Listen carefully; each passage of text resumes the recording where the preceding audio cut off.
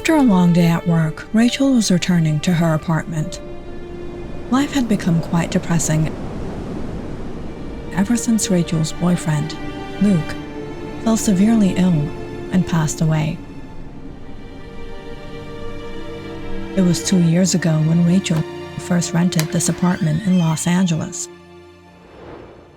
when she and Luke decided to move in together. But now, Rachel stood there all alone in the silence. She had been through so much with Luke, but now they were all memories.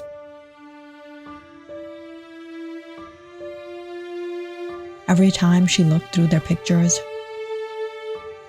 she was moved to tears. The only source of solace for her were all the possessions Luke left behind.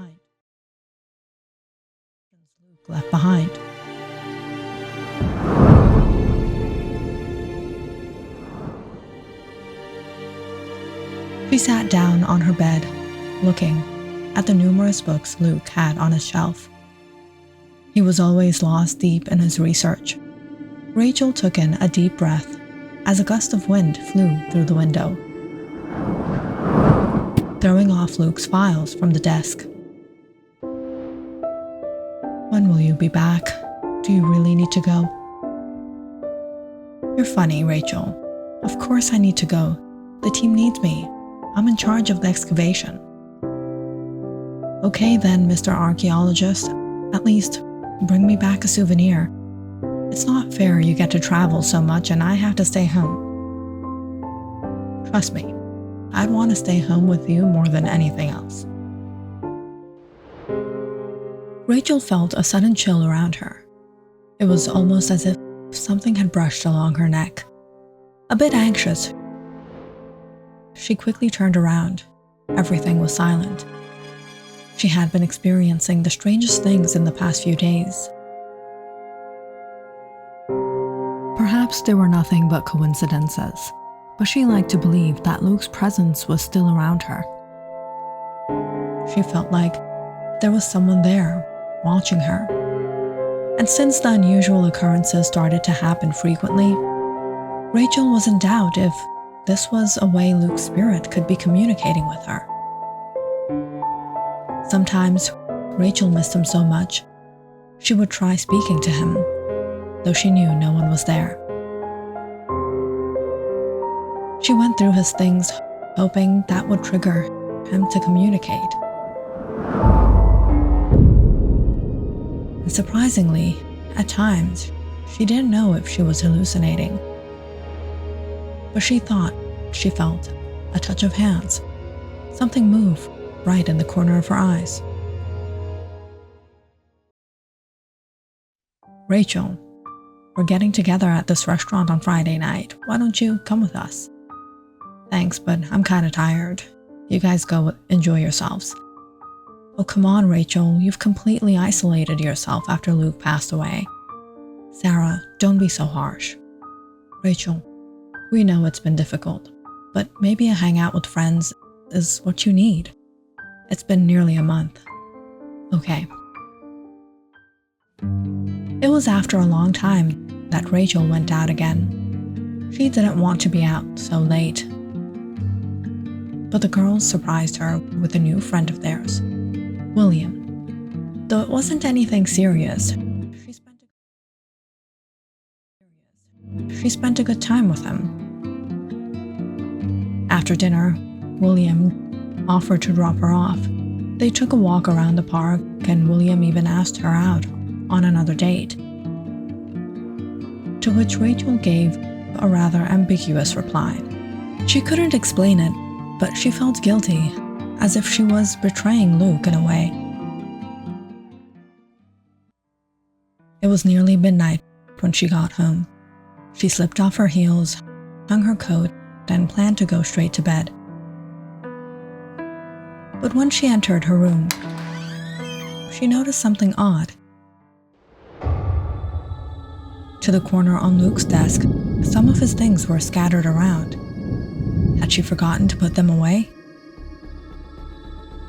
Rachel picked up the strange-looking pendant, among other things she used to see Luke tinker with. whenever he would be back from his field research trips. "What's bothering you, Luke? You look a little tense. Is everything okay?" "I don't know how to tell you. It's been hard. Tyler Grant, one of my colleagues, he passed away on our last trip." "Oh, that's so sad. I'm sorry. Were you really close to him?" "I just a little lost in my thoughts looking through our work. This is one of the artifacts we last excavated. It brought back a lot of memories." Rachel gathered all the things and put them back into Luke's work box.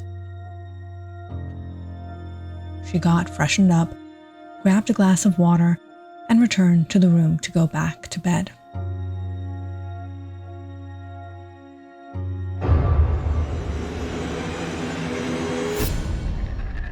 When she froze, seeing the box on Luke's table tipped over, everything scattered over the table again. The pendant fell off the edge and rolled down to her feet. Rachel got a cold chill around her again. She picked up the pendant and looked around her. "Luke? Is that you?" Rachel stood there, anxiously waiting for a reply, a sign, anything. But it was silent.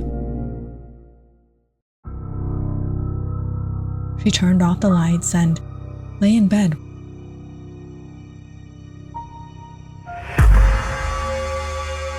When she suddenly noticed something dark standing by Luke's desk.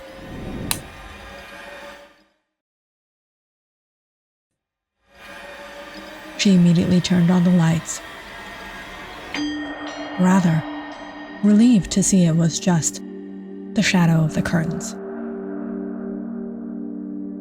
Rachel plopped back down on the bed. Maybe she was taking all of this too seriously. She needed rest. However, when Rachel woke up the next morning, she had this burning pain in her back, but as much as it hurt, she still had to go to work. She took a shower and stood in front of the mirror to dry her hair, when she suddenly noticed an odd mark on her neck.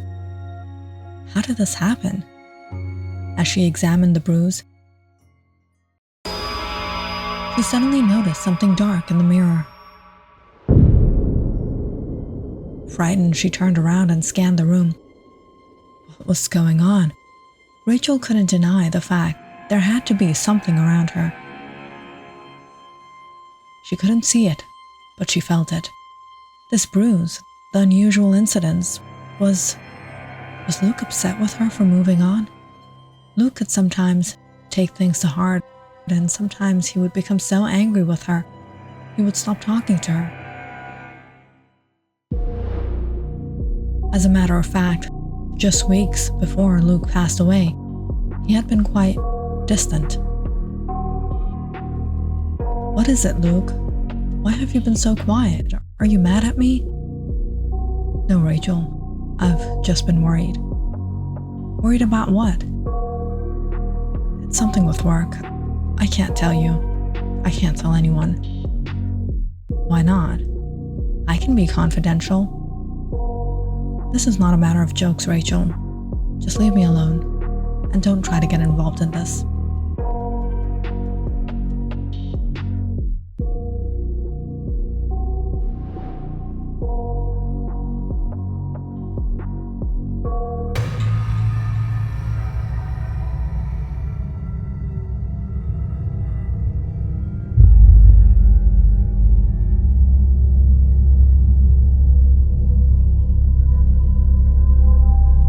When the incidents continued, Rachel started to become paranoid. She canceled all her plans with William. She didn't even go out with her friends. She was in fear of witnessing something horrifying. Every night, when she went to bed, she felt like someone was in her room watching her.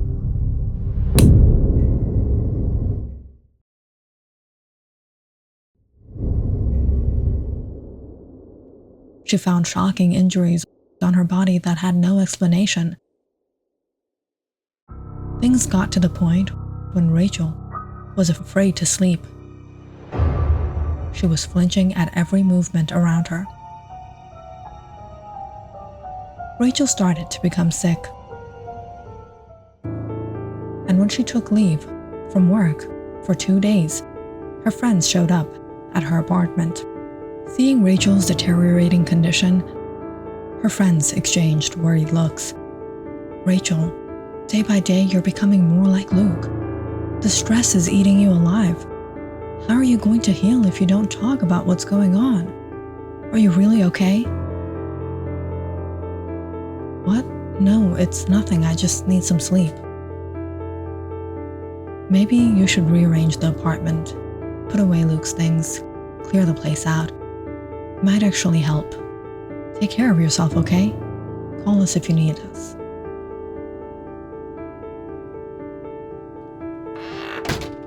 The door closed behind them, leaving Rachel in the heavy silence of the apartment. She sank onto the couch, her mind spiraling through every strange experience since Luke's death. At first, his presence had been comforting, but lately, things were becoming terrifying. Maybe Sarah was right. Maybe it was time to let go. As she stood up, a sharp crash echoed from the hallway. Heart pounding, Rachel walked toward the sound and froze. On the floor lay a shattered showpiece Luke had bought her from one of his trips.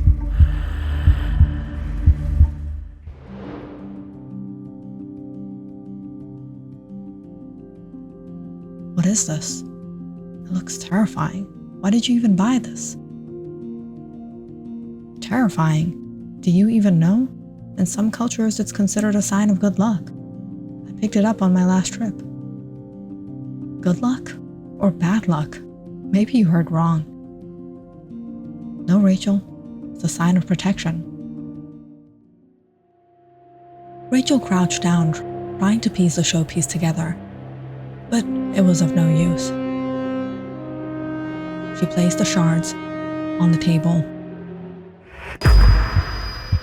then caught something horrifying in the reflection of the broken glass. A dark figure, barely visible, loomed behind her in the reflection. Absolutely horrified, Rachel stumbled back, tripping over herself. The air grew suddenly freezing. Scrambling to her feet, she ran into the bedroom. She had no doubt anymore she wasn't alone.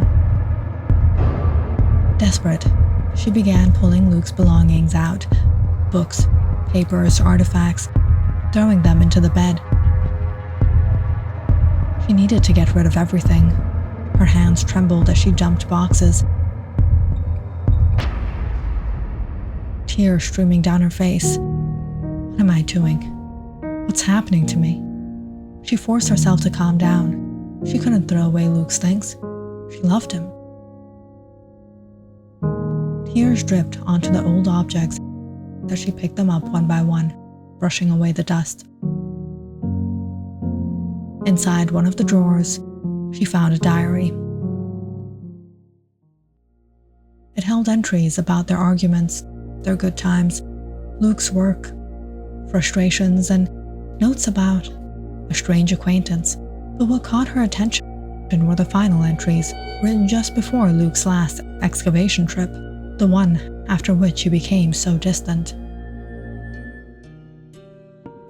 "We reached the temple today. Mason and I found an underground chamber, but couldn't enter. We got trapped a few times. Thankfully, the crew was nearby, hoping tomorrow is safer. We broke down the chamber door. The discoveries were amazing. Found a pendant in a locked casket, but Mason fell severely ill.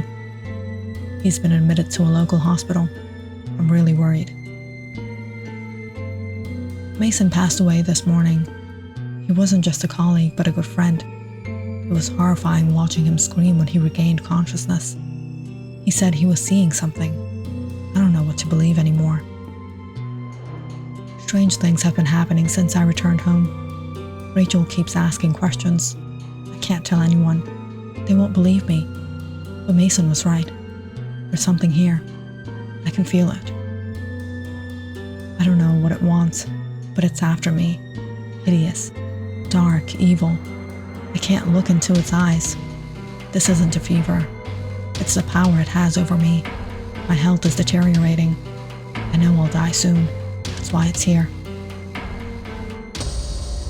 Rachel's hands trembled. The diary slipped from her grasp, hitting the floor. Her eyes locked on Luke's drawing. An inhuman, shadowy presence hovering over him.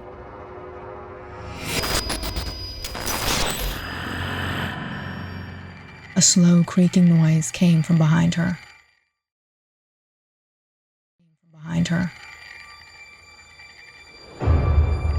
Rachel turned her head in dread.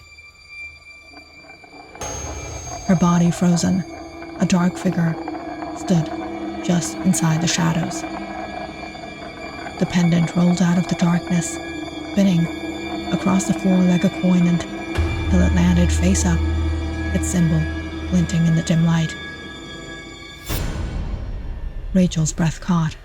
This wasn't Luke. It had never been Luke. She had been living with something else, something that had taken Luke's life. And now, it was coming for her.